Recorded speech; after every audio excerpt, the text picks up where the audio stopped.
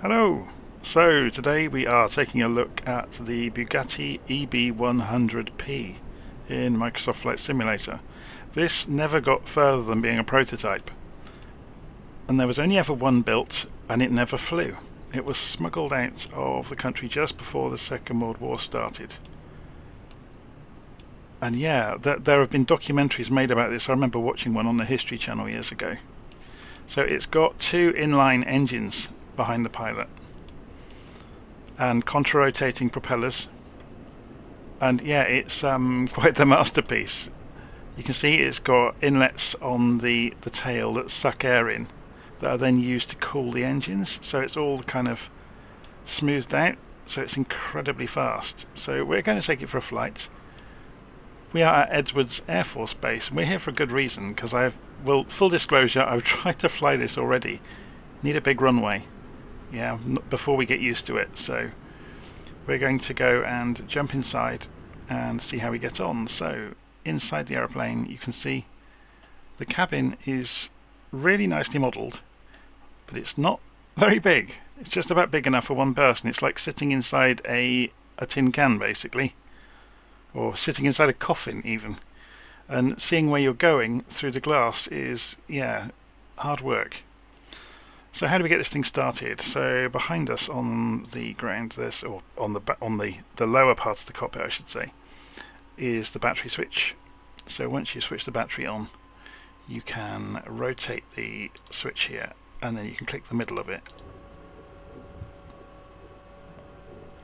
and that will fire up one of the engines, hopefully, and then you can rotate it further, and then you can press it again, and that will fire up the second engine driving the second propeller. So then you can click on the latch overhead, and that will pull the canopy over us, and now we really do get claustrophobic. That engine sounds awesome, doesn't it? So if we just have a quick look outside, yeah, it is basically a bullet shape with wings, enormous engines, and contra-rotating propellers on the front. So it's all made out of wood with dope over the wings. So we're going to attempt to taxi out. So come off the parking brake, ease the throttles forwards.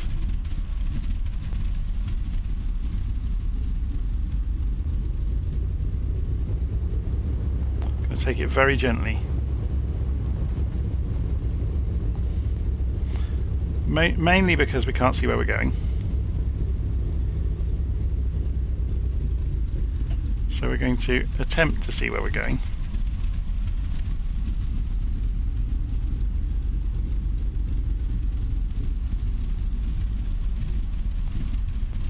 As I said, there's a good reason we're Edwards. We need a big runway for this. It's quite the handful.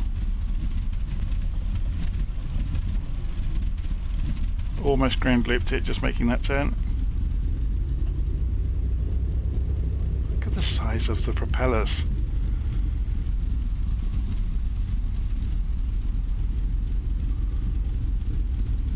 I'm just going to check while we're taxiing the volume levels. Yeah, so it's suitably loud for you as well. It's deafening for me. So I've toned it down a bit for you.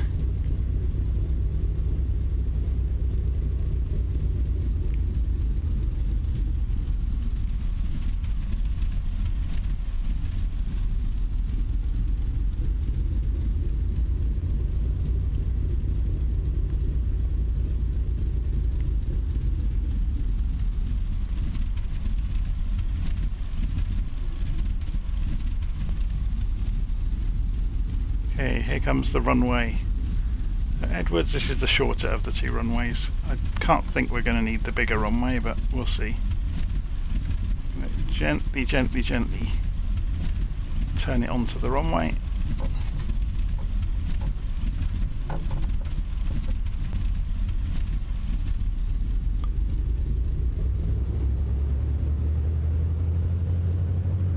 And gently increase the throttle. So watching the speed raise The speed is the orange meter in the middle.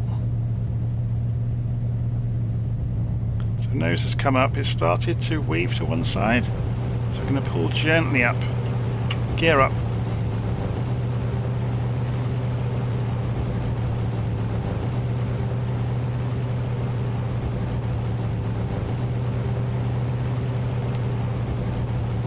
So we're running at about 75% throttle at the moment.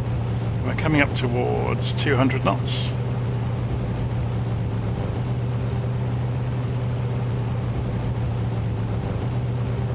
So the engines seem to be self-managing to an extent. So you've got RPM here. So, oh, sorry, the propellers. So all you really have is your throttle levers to play with. The mixture control and the propeller pitch is done for you. You have got various fuel tank measures, you've got water to look at, oil, manifold pressure, and you can apparently cook the engine. So we're going to be careful. So let's turn us around.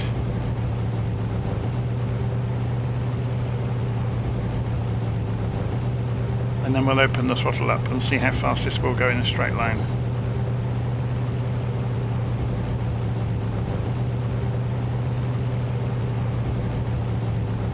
Okay, so there's the big runway at Edwards. So full throttle. Correction, we were only at 50% throttle. So I've just opened it up and you can see the indicated airspeed is climbing. So it's 300 knots. Just coming up.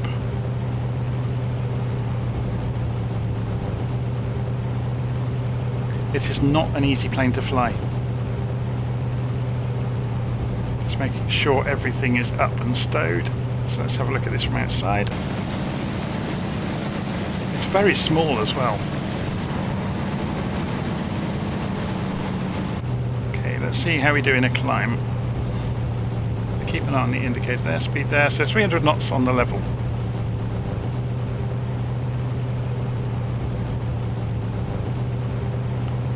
So airspeed is coming off.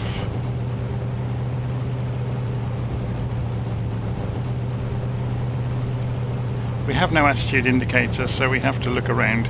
It's holding about 170 knots in a 45-degree climb, which is interesting. So can it go steeper? Do we still get rudder authority? I'm having to hold quite a lot of aileron.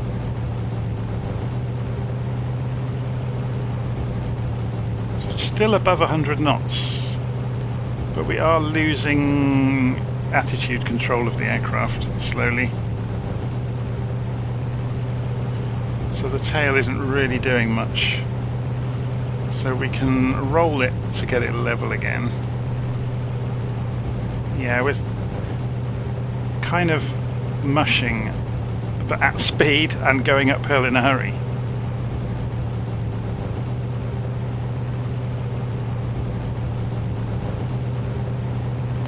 So if we remove the throttles entirely, now is this that it's badly simulating this, or is it? So we've got full left rudder and it's falling over. It still hasn't gone below 100 knots. Or maybe that's just where the needle starts. I think that's the case actually. Anything below 100 knots it doesn't measure. So I'm pulling back, full left aileron and full left rudder. I'm seeing if it will spin at all. Doesn't look like it will, not easily. So let's pull this up. Level.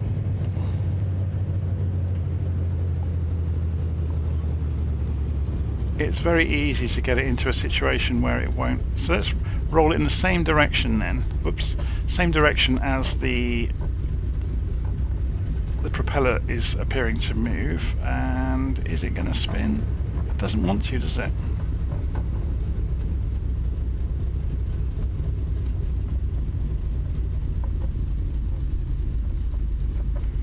So let's let it fall towards the ground.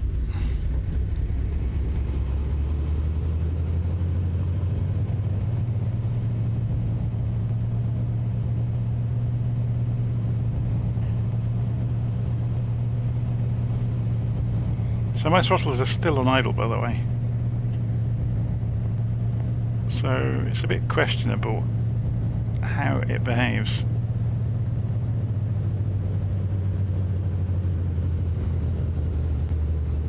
So we'll circle round here and bring it in for an approach and see how it behaves approaching the runway. We'll do a touch and go. It is not easy to fly.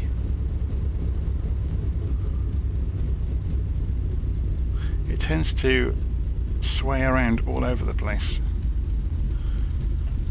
So if we go for flaps, so we're showing 100 knots, but I don't think it registers anything slower than 100 knots. There are assets loading in. Look, this typical single threading problem. Flight Sim shows its head. Look, it's loading assets and stalling the simulator while it does it. So we've dropped the flaps one level, so the flaps drop out from beneath the aircraft. Ask for the gear. It will automatically raise the gear if you're going too fast.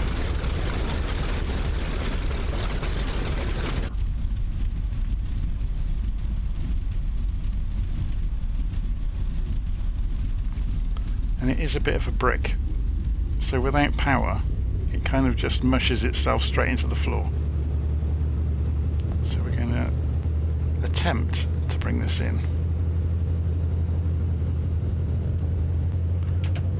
So full flaps, and you can see it swaying all over the place. So I'm using the rudder quite a lot to try and stop the sway. We're not going to be able to see easily over the nose. I'm almost touching the glass with my head.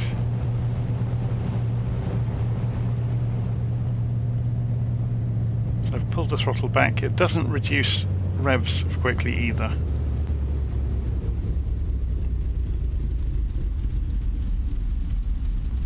And the throttle pickup is incredibly slow, so we're going to wallop the ground. But we got away with it.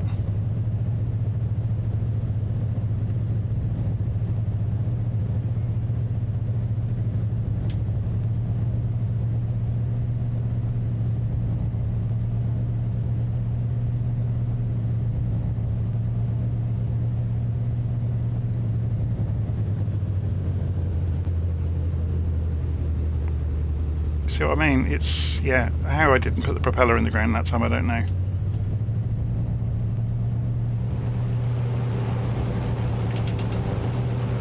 So gear is going up automatically.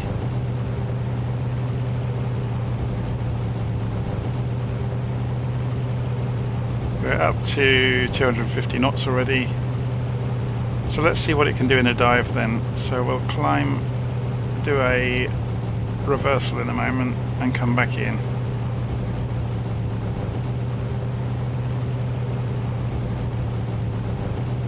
It's worth pointing out I've got this on the difficult setting on the flight model, or sorry, the normal setting.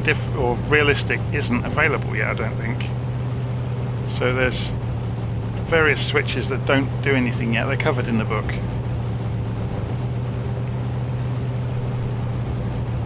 Okay, let's see, I put my head through the window there.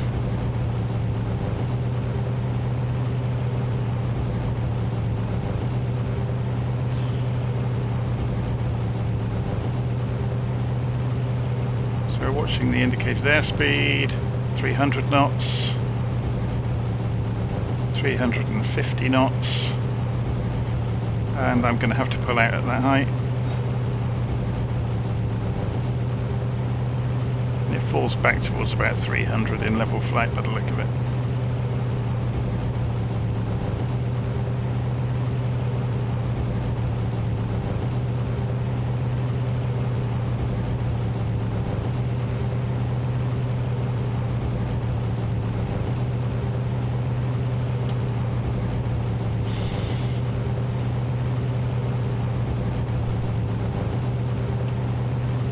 Okay. Let's see if we can bring this in and actually land it this time. So you have to plan everything well in advance because the throttle response is so slow. I pulled the throttle back some time ago and it's still thinking about it.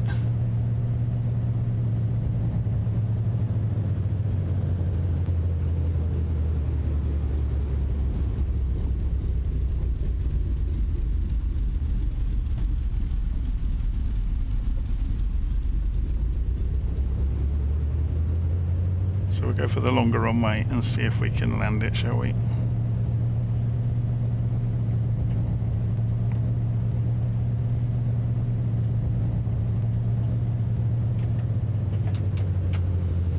This time we'll keep the throttle open. Gear down.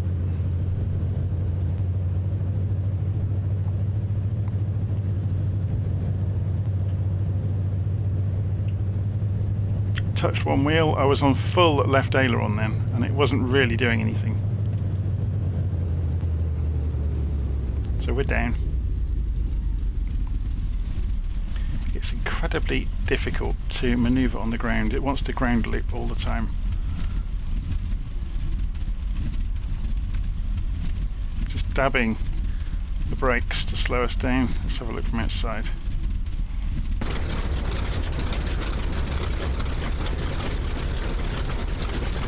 So it's unwieldy, it's dangerous, but it's incredibly powerful and incredibly fast. So if you want a proper challenge, this might well be the aeroplane you've been looking for. But I wouldn't try and land it on short runways at all. You're going to need a lot of room and a lot of planning and a lot of practice to be able to fly it well. But that's half the challenge, and that's why it kind of appeals to me, because it is such a handful. And the engine does sound good, doesn't it? The sound isn't fantastic though. You'll notice, look, if I open the canopy, there isn't a different sound set for opening the canopy. If we lean outside, we're not hearing anything different from the internal view. But if we do go to the external view, we get a different sound, so it's a shame they haven't done that. There's all sorts of options here on the clipboard. So you can see at the moment I've got the G meter showing. I've got it on the normal flight model. There is an easier version, but I can't see the point of that. You can have the option of an autopilot, so it just does wing and pitch leveling. So anyway, let's get the... I'm not sure how we stop the engines actually once we've done this.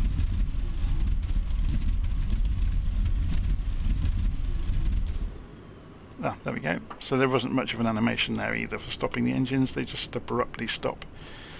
So I think it's actually quite expensive for what it is, but it's quite challenging to fly. And as you saw, there's very few instruments, so your only real friend is your eyeballs to look outside the cockpit while you're flying to see what's going on. So yeah, it's good fun though, and obviously it's really nicely modelled, as you can see. So I'm going to leave it there. So that was the Bugatti EB100P. As you can see, that you get a very, very good manual with it. So let's just get Acrobat to behave itself. It runs to, I don't know, 60 pages, something like that, 50 pages. But yeah, it's got the full history of the aircraft. Got lots of information about how you can do navigation. So it has got ADF and things like that built into it. So did I have a proper look around the cockpit to show you the level of modelling of the instruments? I don't think I did. So you can see it is quite nicely done.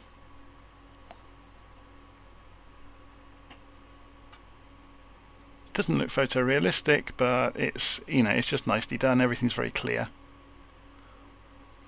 It's quite cool that there's a clock. The plumbing certainly looks good. But anyway, if we look over the front, can we see much over there? That's just the gearbox for the propeller, I think, or propellers. So yeah,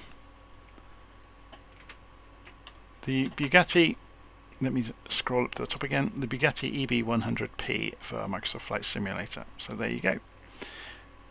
I'll see you again soon.